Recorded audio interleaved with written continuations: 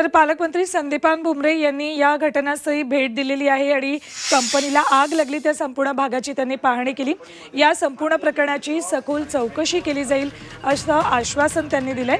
हा प्लॉट उद्योग करण्यासाठी आहे, इथे कामगार कसे काय राहत होते याची परवानगी नसते, त्यामुळे याही प्रकरणाची सखोल चौकशी करण्यात येईल असंही भुमरेंनी म्हटलंय।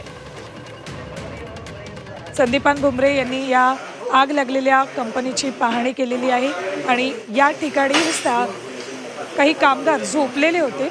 जर इथे उद्योगाची जागा आहे तर कामगार इथे राहतात कसे असा प्रश्नही संदीपान भुमरे यांनी उपस्थित केलाय आणि याबाबतची चौकशी केली जाईल। सोबतच आगीच्या घटनेचीही चौकशी होईल असंही भुमरे म्हणाले।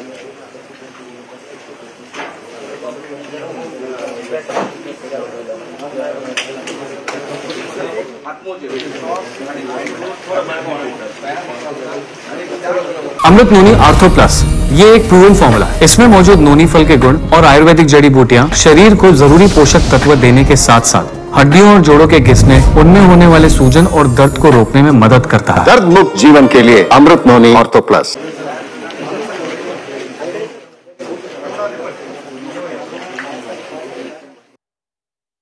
आगीमध्ये 6 जणांचा मृत्यू पावलेला आहे।